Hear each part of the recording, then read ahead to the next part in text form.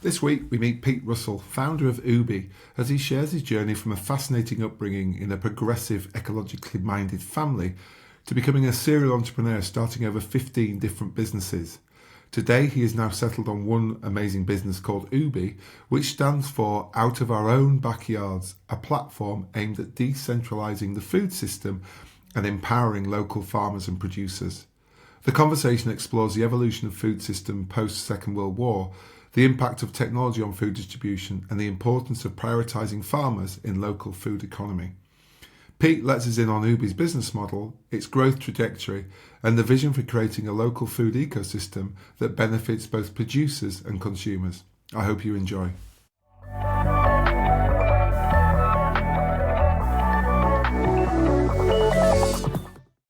Hey Pete, welcome to the podcast. Thanks, Steve. Glad to be here. So, Pete is the founder of Ubie, which we're going to find a lot out today, and we have a very traditional, it's a northern version of the word, very traditional first question, which is to allow our listeners to understand how you've got to be and how you founded Ubie and why. A bit of past is always good in terms of people realising where they start their careers is probably not ever going to be where you finish. And to give that little bit of context, and then we'll really get stuck into Ubie and what you guys are achieving, if that's okay, Pete. That sounds great. Yeah, happy to. Well, it all depends on how far back we want to go, but just to give it a bit of context, I grew up on a bit of a small holding, and my mum, this was in the 90s or the 80s and 90s, and my mum was pen friends with a fellow called Bill Mollison, who was a permaculture guy. He started this concept called permaculture. And so I grew up with a very sort of ecologically minded family, homegrown food, and that sort of idea. But then as I got older, I also had a real entrepreneurial spirit and left school, went to university, lasted a week at university, and then jumped ship and started my own businesses. And then for the next 15 years, just started and ran and moved on and ran another business and another business. And it was 15 years, 15 businesses. Some of them failed, some of them didn't fail. And they were across all different sectors. But I was about to say, was there anything common that ran through the theme of those businesses? No, they were all very much just ideas that grabbed me. I think for entrepreneurial types, there's this idea that we come up with ideas and then we take those ideas and make them reality, where in fact ideas come up with us and then drag us through to whatever they want to us to make of them. And that was kind of, I became a slave to ideas. And some of them were great ideas, some of them were terrible ideas, some of them were good for they were the right time, some were the wrong time. But I learned a lot, and I really developed a feel for, over those years, a real sort of feel for when they resonated not only with me but with others. Towards the end of those 15 years, I found myself in the food industry. I was actually with some friends running a wholesale patisserie. We were baking croissants and Danish and cakes and things from scratch and selling them to cafes around Sydney in Australia. And that was a great business, but always looking for the next big step to stardom and into the big bucks. Started importing frozen pastries from Europe and selling them through all the supermarkets in Australia.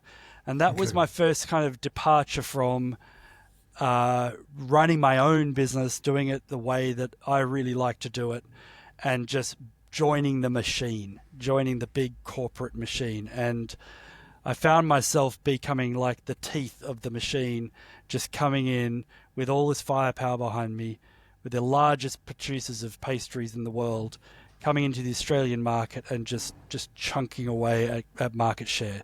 And we grew up very quickly. Just within a couple of years, we had like 6 or 7 shipping containers on the ocean at any time, and it was just going up and up. And it was a real heady time, it gave me an insight into the sort of the types of business that I'd never really encountered before. Very lucrative, but also I started feeling very hollowed out. It wasn't about food anymore. I was just selling widgets, and it was all about the bottom line. It was all about the money. The staff parties went from being, hanging out, having a barbecue with the mates to, hiring boats on the Sydney Harbour and all of that sort of rubbish. And it just wasn't me. But I couldn't deny it. I was making good money. And then the 2008 global financial crisis hit. Exchange rate spiked. We were paying euros from Australia. That threw everything out. And then we discovered the hard edge of big business, and the supermarkets wouldn't budge on their prices. Costs going through the roof on the other side. Our costs were going through the roof. They wouldn't hear a word of it, and we just had to eat all the losses. And it was a really difficult time, and we were in a very precarious moment where I was sort of doing two things at once. I was seeing, on one hand, exactly our business situation and the point at which we needed to basically just put the brake on things, because the more we sold, the more we lost. And on the other hand, realizing that the whole food system that was doing any importing and exporting of food across exchange rates, across currencies, were in a similar situation. And it really occurred to me that, wow, our food system is built on top of a financial system that is affected by geopolitical stuff, by macroeconomics, by environmental and ecological bases, that meant that we actually had built over these last 80 years a very precarious food system. Yeah. And that's when the idea of Ubie came about. And it was like, wait a minute, how have we fed ourselves for the last 10,000 years? And how is that different to how we feed ourselves now? And what if we could take the technology that's developed over the last 80 years and apply it to doing food the way we have always done it, and make it work really well, make it efficient, and make it convenient, and make it affordable? And so that was the idea. It was 2008. The iPhone had just recently come out. I saw the iPhone and I thought, what if that becomes a shopping mall of the future? That little. You were visionary, Pete. You were visionary. Well, it was an odd kind of vision, but it kind of came that way, and it was like, if we could sell food on that and make it as convenient as that, then maybe there's a chance. And so that was where the idea of Ubie started, and it's been 2008, so 17 years, coming up to 17 years now, that I've been on the journey. We didn't actually start to trade in food. The first thing we did was we built an online social network for food growers to connect with each other and find and talk to each other. And that grew very quickly into the thousands, where they were conversing with each other about all sorts of things, about composting and about vermiculture, and But one of the topics that often came up was there's no channel to market for small scale food. Brilliant. So the farmers' markets were harder and harder, fewer and further between. Shops were taking less, they were buying less from small scale. So that became the obvious problem. That's really, so the idea of you were ahead of your time again, you're technically doing what we would now call social listening to find out what the market needs. And then you developed and evolved the Ubie offer to meet that and solve that problem, didn't you? Exactly. I didn't know there was such a thing called social listening. There you go. So there you go. Thanks. So you've worked out, you were the first to work out iPhones were the future for selling stuff. And you invented social listening without even knowing about it. Get it on your LinkedIn page, quick. I should, yeah. So then the last, from 2010 to 2019, we focused on building the supply chain from gate to plate, and the way we did that was both in software and hardware. So Davey joined joined me around late 2010, early 2011, and he's our head software engineer. And what we did is we got an old shipping container, we converted it into a packing shed, we stuck it in a car park just on the outskirts of a city, and we built a very basic website where people could sign up for a box of food a week from local farms. And you either got the box or you didn't get the box. There was one box. Every week it had a variety of ingredients in it, and you either got it or you didn't. And you had to pay 4 weeks in advance. You get 4 boxes, and then you pay another 4 weeks, you get 4 boxes, and away it went. And then from there, it grew quite quickly.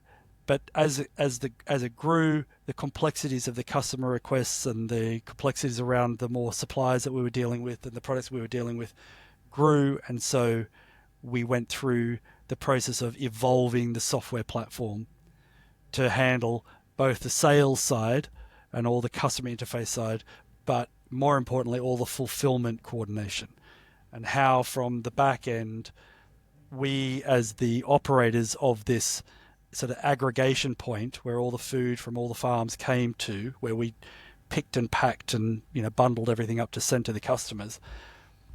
We built the software to manage and streamline that process to be as accurate and efficient as possible. That was a 9-year process where we then also replicated that model out across a few different cities. But so hang on, let's just make people know. Obviously, they may have picked up you've got an Australian accent. I have an Australian accent. I was born and raised in Sydney in Australia. But you kicked off Ubie where, in the UK? Actually in New Zealand. So my wife is British. My wife's from Yorkshire. Exactly. I knew we got on for a reason. That's right. Yeah. Exactly. So, when we married, she moved to Australia, and we were living in Sydney for a little while. But we went to New Zealand because it was neutral territory, and it was a nice mix between Australia and the UK. So we started it while we were in New Zealand. Did that for 9 years. We set up hubs, a hub in Sydney as well, but they were company-owned hubs. So the hub is that aggregation point. It's a building, right, which has got the shelves and the tables and the scales, and the pallets would come in, or the crates would come in from the farms in one door, and then we would collate, pick, and pack and dispatch out the other door to go into vans, which those vans would go and deliver to the households. Right, so it was a local delivery model as well. It was a local delivery model, and but we handled everything between the gate and the plate. Until 2019, when we moved here to the UK. So we came to spend some time with the grandparents for the kids to get a bit of a bigger life.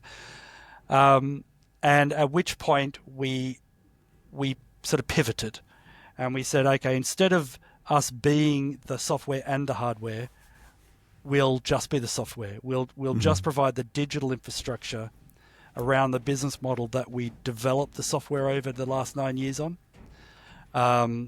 And we'll make that available for farms to be able to run a food hub, sort of an aggregation point on the farm where they could sell their own food alongside and combined with food from other local farms.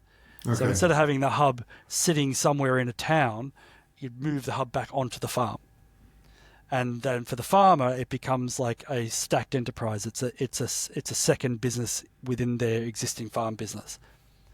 And so that's what I did. We went out and started speaking with farmers and food hubs and places that were doing this type of business model, similar to, say, Riverford, but on a micro scale. Mm-hmm. And we showed them how the software worked. We moved all of their customers across onto the software, and that enabled them to be able to then look after a lot more customers in a lot less time and make their business far more viable. And so that's the story. That over the last 5 years, we've just been making the platform available to more and more farms, food hubs, micro dairies, bakeries, anyone who is a small scale food business, handcraft or locally grown food that's producing food. They can use this model to be able to sell direct to their local community, to be able to knit in with their local community, and to start to become a real service to their community, providing fresh local food. Because so many things to go and take. First question, I suppose, was, as you were telling that story then, was the idea of when you pivoted in 2019, again, was that because you were realising that's actually what the producers of food wanted? Or was it from an operational point of view thinking, I can't scale this, or I can, but it's much harder to scale this, as you say, by building hub after hub after hub? Or was it like all these things, a bit of both? Bit of everything, but I think the main one was that we'd hit a wall.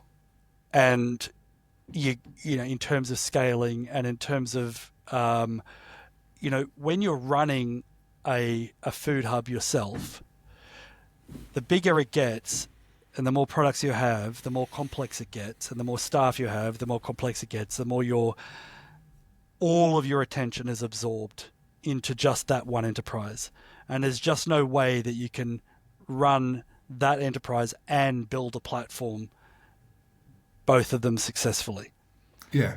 You're either one or the other, yeah. You're one or the other. And when we hit that wall, it was also just, over the years you have the market ebbs and flows in terms of demand, supply and demand and so forth. And we were in a tight spot, frankly. We had built this business up, we'd built the systems and so forth. But we were in a squeeze. We were in a squeeze time.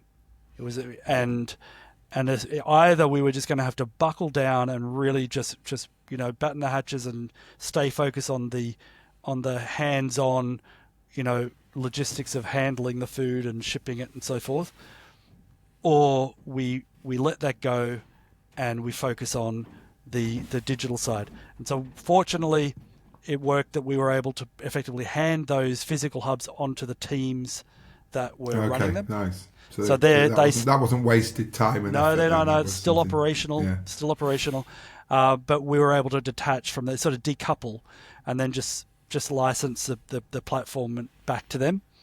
And then that kind of gave the opportunity to move to the UK and to start on the next chapter. That's brilliant. And look, remiss of both of us, you're supposed to be selling it and I am. Tell them what Ubie stands for. We've forgotten to even explain the name of the bloody company. Of course, exactly. So Ubie is 4 O's, BY. So it stands for out of our own backyards. So it's all about, food, local food from your local region, out of our own backyards. There you go. That's important. That was job number 1, wasn't it? Explain what the business is. Right.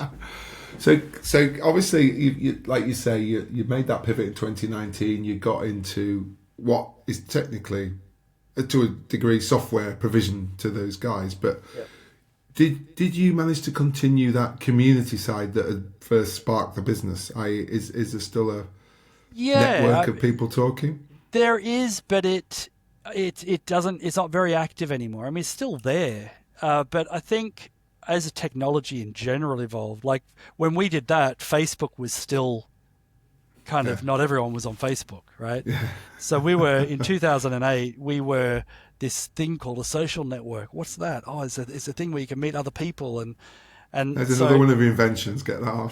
Right, yeah. I mean, Facebook was there. Don't get me wrong. Facebook and all, it was definitely there, but it wasn't like as big as it was, and so it was a much more of novelty to go online and to find people who you had shared interest with.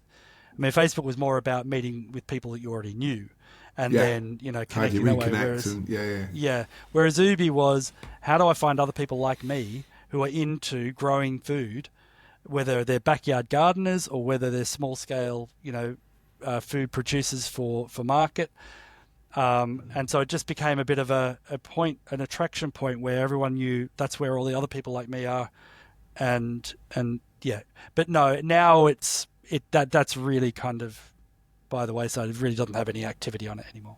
Okay, that's fine. So in terms of, I've obviously listened to a couple of podcasts that you've done in the past and read up. A lot of what you were saying is why the food system became like it did was the rise of sort of supermarkets post Second World War, wasn't it? It's going back that far. Yeah. So explain a little about that. About obviously we've seen this shift. So you've obviously built your own home business, your whole business on this. So you're not seeing this as a fad. No. You're seeing this as a readjustment to a blip that was the centralised food system. Effectively, yeah. So if you think back to the dawn of agriculture, apparently about 10,000 years ago, we've been relying on a decentralized local food system for 10,000 years. Mm-hmm. And it's worked for humanity for all of that time, even through the industrial era. It still maintained its ability to be able to scale and replicate and so forth to feed people. Obviously, there have been times and places where it hasn't been effective, but food production is something that, it's natural. It comes out of the soil, right? It is a natural phenomenon, and typically you eat the food that's produced within your region.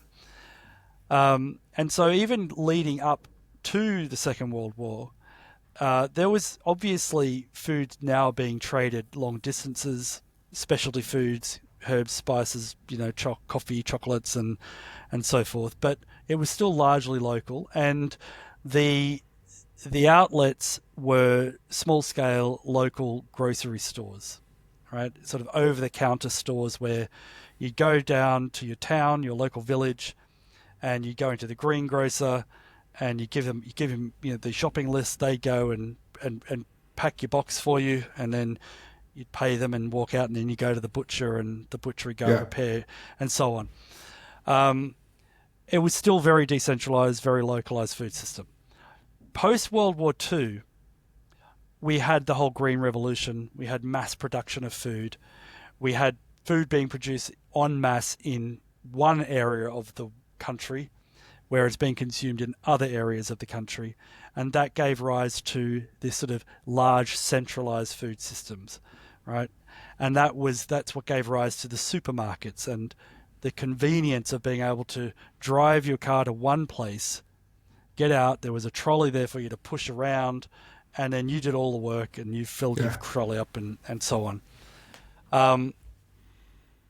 In doing that, it in some ways it was slow, but in other ways very rapid, in that it just optimized, that system was optimized for large scale, centralized, big, long haul types of food distribution, which made those types of food systems become really, because of the scale of them, they became very easy to capture and control by those who had the resources and the means to be able to finance and capitalize them. And so what you had was not only a centralization of operation, but you also had a centralization and concentration of control and power with fewer people over a much vaster array of products and places. But of course, it was heady times. I mean, I don't know. My mum and dad just loved the whole advent of supermarkets and fast food and so on. So the convenience, the affordability, the availability, all of that was just way too good.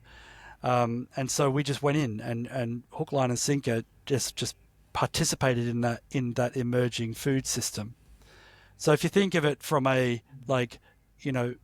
curves on a chart on a timeline, you had this sort of over-the-counter was the main way that people would buy food. The main way they get fresh food, but they grow it in their gardens at home. Yeah. Right? They had chickens, but for the other sort of staple items, they'd buy it from these local groceries. And then came the supermarkets and just completely took over that, and it became the dominant shopping paradigm. And it still is the dominant shopping paradigm for food. And World War II was the catalyst. It was like the moment which really catalyzed that change in consumer behavior. Now, interestingly, there is a concept called a saculum. There's a book called The Fourth Turning that talks about cycles within society, and a saculum is about 80 years, which is the length of a human life.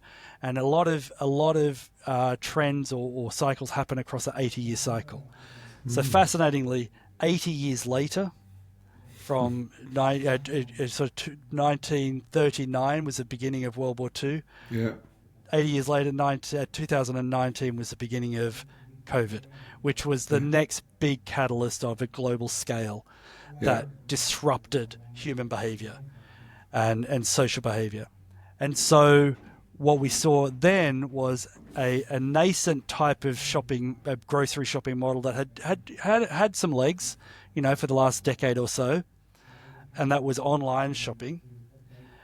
It hit the COVID, a catalyst, and it went past the inflection point. And that's a really solid indicator that this is the future of food. This is the way that more and more of us will buy our food, is through by going to our phones, ordering it online, having it delivered to our door, and it's a runaway horse now. Like we can fairly safely project that in 20 years' time, most of this type of shopping is going to happen this way. What that represents, though, is a shift in the way the food system. It's a potential shift in the way the food system works. Because with that technology of being able to order and have your food delivered to your door, it no longer requires these large-scale supply chains to be able to do that. You can effectively short-circuit the system, and you can access the food from your phone, through your phone from local producers who can then get the food to you super fresh, super affordable because they're not paying all these supply chain costs. Yeah. Right? And super convenient. So that's where we see that if we play our cards right and we apply technology to decentralize the food system, that there's an opportunity in this window that we're in to put small scale back at the heart of the food system, and for decentralized food to actually regain its competitive advantage, because you're able to effectively cut out all of the heavy infrastructure and supply chain costs that these long haul, very complex supply chains require for the supermarket model. It is. I mean, that's when I first looked into the business when we first met. That's the bit I found fascinating, is that the end consumer doesn't have any compromise, as in the past. There might be, you get one box once a week and you'll have what you want, whereas it's in a place where they're doing the rest of their life in terms of their phone or their laptop or their whatever, but it's also then all of the tick and upside in terms of local and fresh and tastier than a lot of the stuff we're potentially buying that's, like you say, brought in from all over Europe. And I mean, it's a fascinating. Not necessarily more expensive either. Yeah. Right. Because you haven't got that massive cost of moving it and all of those infrastructure costs that actually are putting, like you say, probably a lot of money on the cost of 4 apples if you're buying them. Well, yeah. I mean, a typical, if you take an apple, and let's assume for ease of calculation, we call it £1 for an apple. Well, when you take a bite of that apple, your 80% of it is supply chain costs. So that 80 cents or 80p, I should say, in that pound. Come on, you've been there a while now. You've got to get into that. I know. 80p of that pound is supply chain cost. I mean, that's madness. Yeah. Right. And it can be in a lot of cases. It's even more than that. In some cases, the farmers are getting paid 5 to 10p per pound. So if we can just invert that model and say, well, when I pay for food, I want most of the money that I pay to be for the food, and the minority of it to be to get it to my door, then you've got a much more sustainable food system. Yeah, I can say that we don't want to get into food security and everything like that, but that is obviously another massive tick, isn't it, to all of this, is that how do you deal with I suppose, is it a plus point, but one of the things you normally say is that with a global market, you can always have a product, i.e. there's a season that's right for growing that product somewhere in the world at the time when it's not in the UK or not in Australia or New Zealand. Yeah. Are you finding that people are quite understanding that, you get potatoes then, you get lettuces then, and in between you have a different eat? Well, yes, I mean, to a degree, but we certainly don't suggest that you don't get food from further afield when you need to. Right. Like, I was just in Madrid last week, and I was talking to the guys at Crowd Farming in Madrid, and they represent a whole lot of Mediterranean farmers that produce, avocados and citrus, apricot season and so forth. All these. There's a lot of food that grows really well in the Mediterranean that we just can't grow here, but it's good for us. It's great. We don't want to just say, oh, we're going back in time to when we could only eat what was available in season. Having cabbage for tea every night, yeah. Yeah. No, it's like going, okay, when those foods are available, instead we'll get it for you, but we'll get it direct from the farmers, and we'll have it aggregated locally to the farmers and sent straight to your farm in your local area, where they'll then unpack it and bundle it in with the local veg that they've produced for you. Yeah. So you still get the variety, but you're not going through the old system. You're not going through the supermarket system. It's a bypass. And you're dealing with farms that are just like your local farmer, but in a different part of the world, who are providing things that your local farmer just can't provide. Yeah. And so throughout the seasons, this is another thing. I mean, if you think who is at the heart of this type of business model, it's the farmer. Like, the most important person to us is the farmer. If we can help farmers to have a good, decent living, then we'll start to see more farmers, and we'll start to see a more robust food system. So it's like we prioritize the farmer, right? And obviously the one that's most local to you is the one that's most important to you.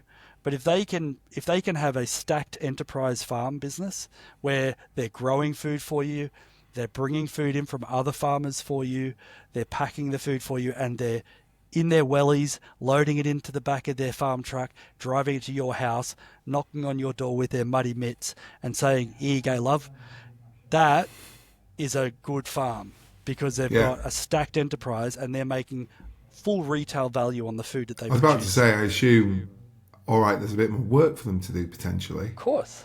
But the upside financially is immeasurable, isn't it, against it? Right. And I mean, it's a bit more work, not necessarily for them to do. It's a bit more work that needs to be done from their farm, which means they can now employ some local, lads and lasses who, living in a rural area, find it difficult to find work. Well, this farm's got more jobs because it's got more to do. Because distributing its own thing on a local basis. Exactly. So it generates rural employment. It generates a diversity of skill sets on that farm. It requires that, it does require more from the farmer. You no longer just know how to plant a seed and harvest it at the other end and everything in between. You've got to extend your knowledge base across the whole supply chain, right? But we give you the tools, we give you the systems so that you give them, so that it's not like something that would otherwise be quite complex and a real headache becomes very simplified and automated. And so you're sort of de-risking that for them, aren't you? Yeah, exactly that. We're de-risking it. We're making them able to be able to do something that they otherwise couldn't do on their own. They would otherwise have to outsource to somebody else. We're saying, why outsource it to someone else when we can give you the tools and the knowledge, because we've got a decade of experience doing this. When we talk to a farmer and they come onto the system, some of them can just turn themselves on and they can figure it all out. Others, they're farmers. They're not computer. They're not comfortable on the computer. Well, we sit there with them and we walk them through and we explain. This is how you want to do this. This is how you want to do that. And so they get the sort of support and the domain experience that they need. And then once they're up and running for a couple of months, they're like, okay, I got this now. It's easy, yeah. I suppose it's interesting, isn't it, as well, in terms of when they talk about farms being passed on generationally, where they're like, I don't want to be a farmer. Dad's worked really hard, mum's worked really hard. But actually, this is a bit the next generation coming through can pick up probably as a native, and then suddenly they've maybe got dad and 5 of the other farms together, and then it's back to the cooperative model to a degree, isn't it, on a small scale. It is, and it's interesting, when you think about it from a generational point of view, you might not want to be a farmer like your dad was a farmer, or even your grandfather was a farmer, but the way great-grandfather did it, mate, I'd do that, because he was raking it in. He had a good life, right? Yeah. Because the whole food system was built around the farmer back then. Built for him, yeah. Right? But it's only in the last few generations where it's gone off track, and that's why now being a farmer is not a great idea if you're a Yeah. young'un, unless you recalibrate to a different type of model. Interesting. I suppose I've got loads of questions. We had a guest on the podcast that came out a couple of weeks ago called Sarah Calcutt, and she was chief exec of a charity in London called City Harvest London. And what they do is not just natural, but food waste. They collect it. They're basically a B2B supplier to charities. Yep. And what they do is they have a series across London of charity partners that feed anybody from homeless people to people with addiction issues and all of that side. And their big thing is collecting waste food. But it sounds like, to be honest, Ubie's stopping that, isn't it? Because if that farmer knows what he's growing or what that grower knows what they are, then they're basically being able to sell it directly. I think you told the story of supermarkets of, something not being quite the right size, shape or whatever, or colour. Yeah. And the whole thing says no. And you suddenly got this pallet load or lorry load of food that's technically gone. Yeah, I mean, I think, yes, the farms that run on the Ubie platform, because the customers are typically subscribers, meaning they say, I want to get this, I want to either get this size veg box, or I want to get 500 grams of carrots and a kilo of potatoes and this, but I want it to happen every week. Yeah. And they set and forget. The farmers can see into the future what their demand is, and then if they can figure out, okay, what's our growth trajectory, they can then at the start of a season, they can look at what their sales were last year of that item. They can look at how much they've grown, and they can say, right, we need to sow this much, and we'll sow a little bit more, right, just to make sure, for crop damage or for if there's an influx in customers. But we're not going to overproduce, and we're not going to underproduce. So they got far more visibility, predictability. So there's very little waste. And then, of course, even when, for some crops, they don't pick it or harvest it until they're about to pack it. And they only harvest what they need, and they leave the rest in the ground or on the tree until next week. Yeah. So it just stays fresh. They've got that flexibility to still keep it fresh. Right, which means the food waste drops to near zero. And then if at the end of their packing day they do end up having a couple of crates of food left over, take them to the local food bank. Why not? Of course, you do the same thing, but it's just way less, and it's not the farmer that's copping the bill. I love it. That's really interesting. So look, obviously Ubie it's not a charity. It's a not for profit. I.e., you want to make money out of it. So how does Ubie make its money? Yeah, so we're not a not-for-profit. Yeah, we are we are a for-profit enterprise. Yeah. And so the way we make our money is that we charge a percentage of the sales that happen on the platform. So our fee is 1.9% of whatever you sell. We charge 1.9%, and then there's also the credit card, merchant facility fee, the Stripe fees. So depending on the volume of food you're doing. And the average transaction size, you're paying somewhere between 3 and 4% for the facility to be able to sell direct online. So you instead of getting 20p in the pound, you're getting 96 to 97p in the pound, right? Incredible. You're doing more work, like we said before, but it's coming back to your enterprise, right? Yeah. And so that's how you're in control of your destiny, though, Pete, aren't you? As well, it's like you work as hard as you want. Exactly. And you're not exposed to one or two big customers. You've got dozens or hundreds of customers that if any one of them says, oh, I don't like you anymore, it's like, okay, fine. I've got a lot more. I'm not, whereas in a lot of cases, you get one or two, you've got maybe one or two big customers. And if one of them says, no, I'm not buying from you, you're screwed. Right? Yeah. And you end up having to say, oh, okay, I'll sell it for you, whatever you pay, I'll give you. Right. So there's no license fee. So basically, the upside is that if you're selling stuff, you're paying. If you're not, you're not. If that makes sense. Exactly. I mean, we are talking about putting a very small minimum amount per month, but at the moment, no, nothing. So if you don't sell anything, you don't pay anything. And so, that's how we make money. And now, but the important thing is that we need to keep our fees tiny. if we're going to make it work for the farms, because Yeah. farms run on a tight margin. Yeah. And so if we wanted to really maximize our profit, we'd probably be trying to charge a higher fee and so on. But having been in the game ourselves and running that business model ourselves, You can't become that monster, can you? no, we have to realize there's a certain area of the business that can only flex so much. And if you try to take more than the value you're adding, then you take away the opportunity for that whole sector to be able to really flourish. Yeah, amazing. So I've looked, and obviously you've had great growth, haven't you, over the last couple of years?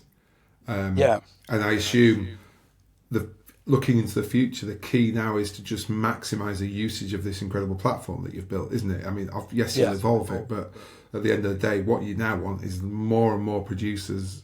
And I suppose to your point, which was interesting earlier, you said it's not just growers. It could be local manufacturers of bread and dairy products, i.e.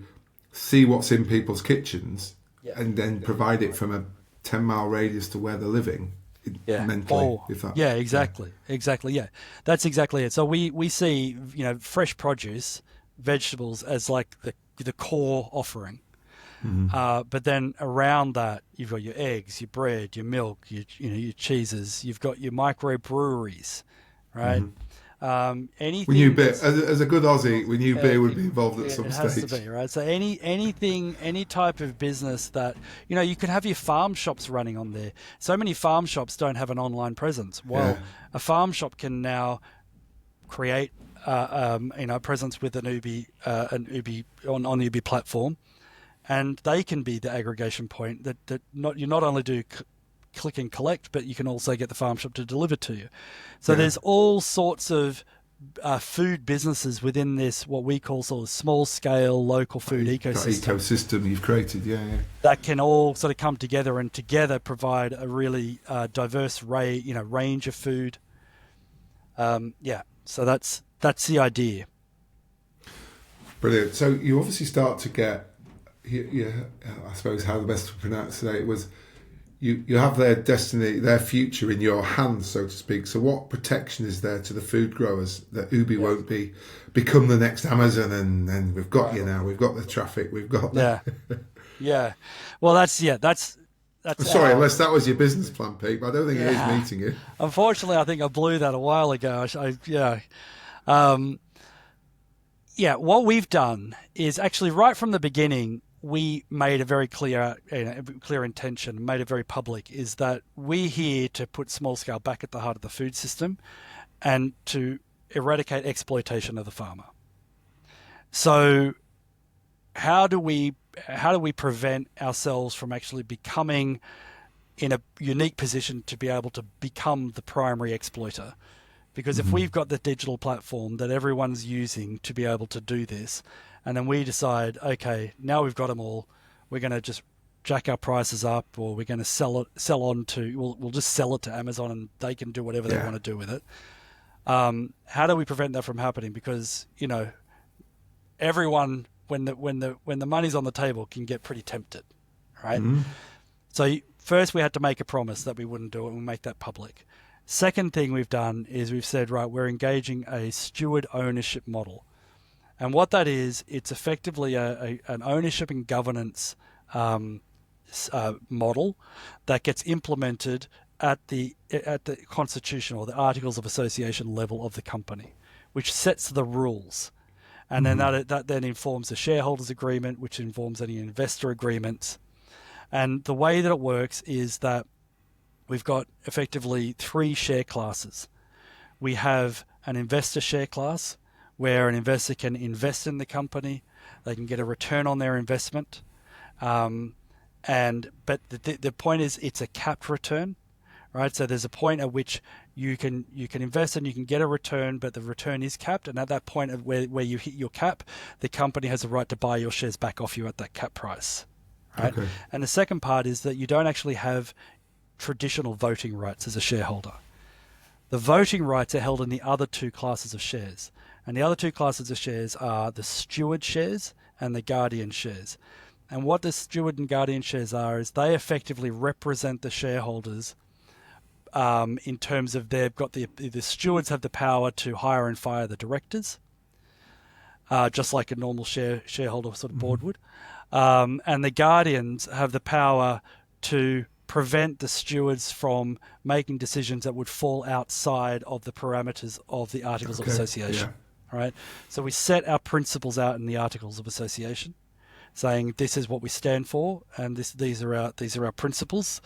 So we're here to put small scale back at the heart of the food system. We are going to make money. We are a profitable business, but there's a point in which it's enough.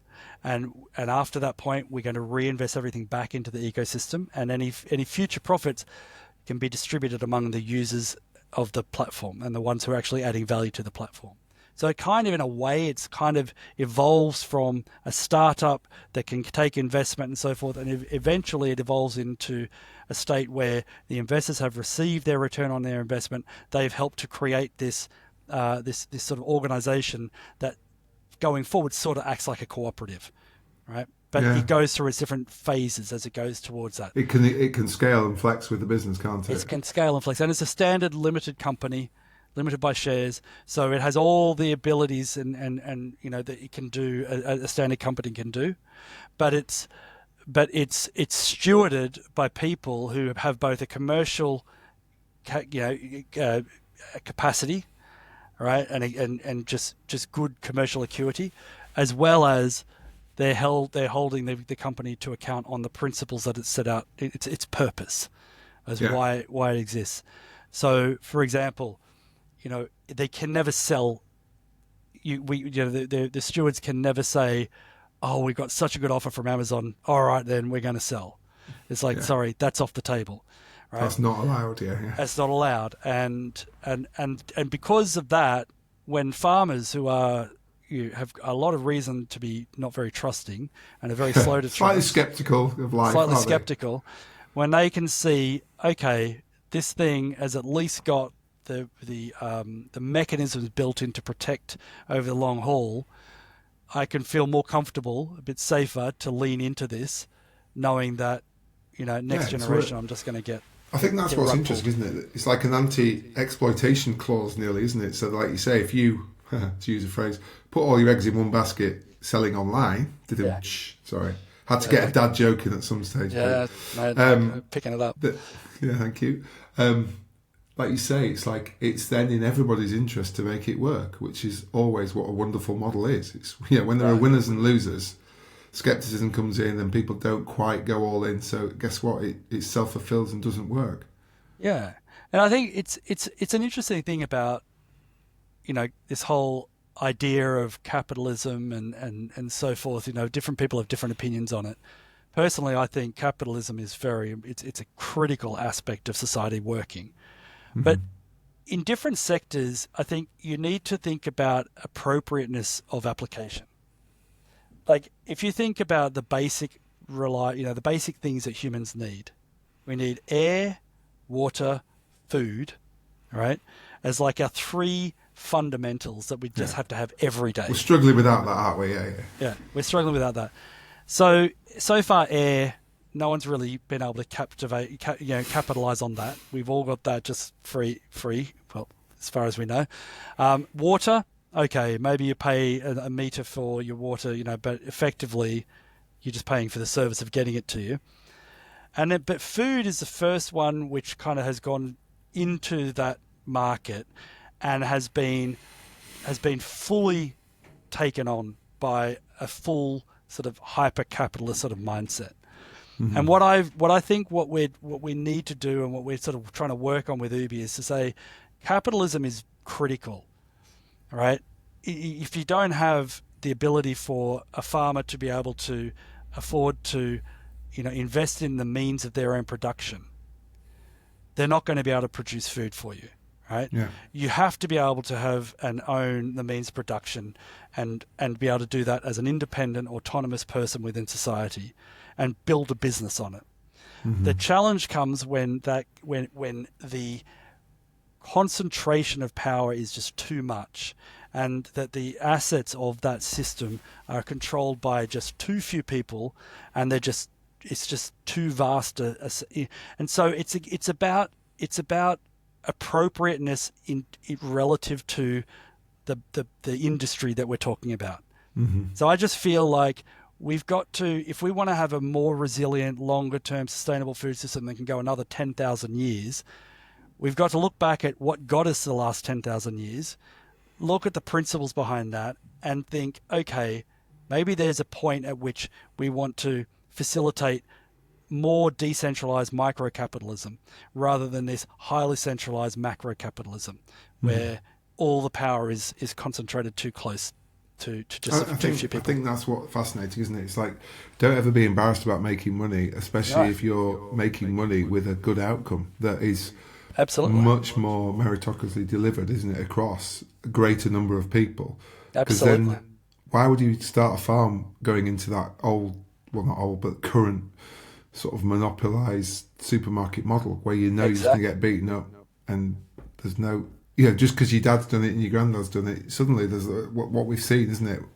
Everybody's just going, no, I'm sorry, I don't want to do that anymore. It's just too hard, Yeah, but if there's an opportunity where you can take a bit of risk... Take control, do a bit of hard work and not put yourself in a position to be exploited, then all the best for you, if you can make some money out of it, great.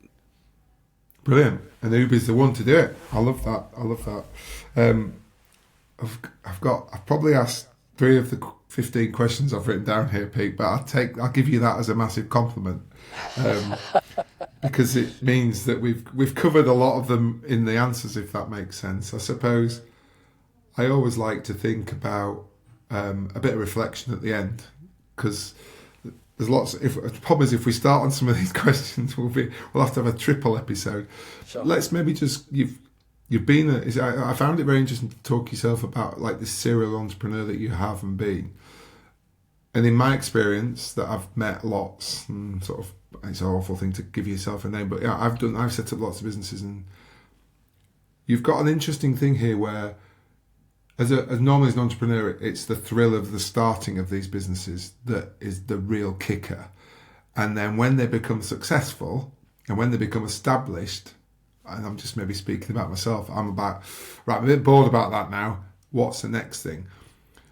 So is it the way that the business has evolved has allowed you to keep very interested in this? Because you've actually the model you started is not the model you've got now. Is that a true thing to say? That is true. I think every horizon, I get to see a new horizon that's something different, and it builds, but that can only be built on the horizon I'm standing on. You know, like the vision for where we want to take Ubie is really exciting to me.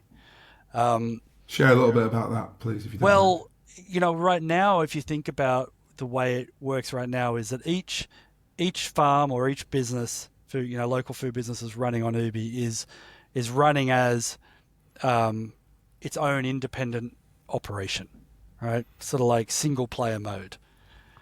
As more and more businesses, small scale food businesses, run on Ubie, the more each one becomes a node of a potential network. Right? See my notes that I've written down. Right. Okay. So exactly. that becomes really exciting, because when you've got lots of nodes all doing something, relatively complementary to all the other nodes. Yeah. Right.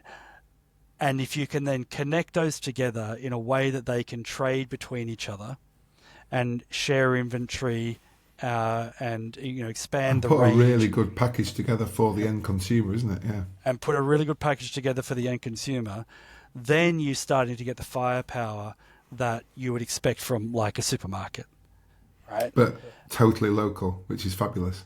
Yeah, and networked, like it's honeycombed in the sense that, well, like you might go on a holiday to Cornwall, right? And you might try this strawberry jam that this incredible artisan strawberry jam maker made in Cornwall, and you just love that strawberry jam. The way they do it is just something. Now, but you live back in London, and then you don't want to drive all the way to Cornwall to get that strawberry jam. But if through the network on the platform, that strawberry jam can be routed to you from farm to farm to farm, you might pay a bit more for it than you would if you were in Cornwall. Yeah. But you've you're accessing food from all over the country. That's all produced small scale by someone who's handcrafted it. But you've got the convenience of being able to say, I want to support that business from where I am, and I'm going to support every business in between by getting it to me. So that's the sort of vision that I see is really exciting, because then you're not limited by, it's just, then you can sort of go from going to the supermarket every week to going to the supermarket every 2 weeks to going to the supermarket every 3 or 4 weeks. And that's where it gets really exciting. Oh, that's incredible. Because I think what's interesting, isn't it? I mean, the figures I've read, and you might have more up to date, this is happening on a decent scale already, isn't it? It's about 40,000 sales a month that you're on, or is it more now? Yeah, so at the moment, we're doing right now about 40,000 deliveries a month on the platform. There's about 130 different farms and food hubs dotted around the country. It's over £1 million a month in sales going through the system. I think in total, of number of customers that have ordered through the system is approaching 50,000. So, and we only started just 5 years ago. As in fact, it was exactly 5 years ago, a few days ago. So, so it started from zero, right? So it's just steadily built over that time, and every quarter is a record quarter. Yeah. So we're still in quite a growth phase. Brilliant. I love it. It's incredible. There's so much to dig into. I suppose one final question would be, is there, pure reflection now, a bit of psychoanalysis for you, Pete. If you were to look back at kicking off Ubie, is there a piece of advice you'd give young Peter from old Peter, or let's call it experienced Peter, that you wish you'd known that would maybe have helped you navigate or shortcut some of this development? Yeah, I definitely would have said it's going to be harder than you think. Young man. It's going to be harder than you think. It's going to test you. And there's going to be times when you feel like you regret ever starting it, and that you should have done something else because you were on a much easier wicket when you were importing frozen pastries from Europe. It's not been an easy ride. It's not. But in terms of just a feeling of fulfillment, a feeling of like I'm working on something that I just feel good to be working on. It's worth it, but definitely been plenty of times along the journey when it hasn't been worth it. I think that's a really interesting point, and I've been really lucky to meet lots of different people, lots of different types of businesses, but I think what I would call the happier ones have got a passion for what they do, but like you say, there have been no shortcuts to their success. They have, to use a word your wife might use, they've grafted, but when you reflect on what you're achieving and where the business is going, it's worth it. It's worth those terribly long nights, those worrying days, and because, like you say, you're loving what you're doing. And a lot of people, unfortunately, in their careers don't ever get to love what they do. It becomes a means just to survive, which is not really want to be if you have that choice. Not at all. Not at all. No, there you go. There we go. Right, well, look, I wish you and the Ubie operation every success, Pete. It's like when you hear it, you think, why hasn't it happened before? But you're right. It's nearly like an alignment of the worlds, hasn't it? That's come in at one place to say, right, we're ready for change. And I think what's exciting for you, we do a lot of work in younger markets. The generations that are coming through are right on this trend before Gen X like me even knew it was a thing. Or you might rock up at a local, farm shop and pay through the nose and not realise it's probably not even from around there. Whereas what you're giving them is that pure credibility of product and that provenance that we all seek and wish for now, but without actually being completely charged through the nose for it, because exactly, which is the beautiful balance that people have been seeking. Yep. Right. On that world, everybody look up Ubie and get supporting it, because it's going to change the world. Yeah. Fantastic. Thanks so much, Steve. It's been great chatting. Thanks, Pete.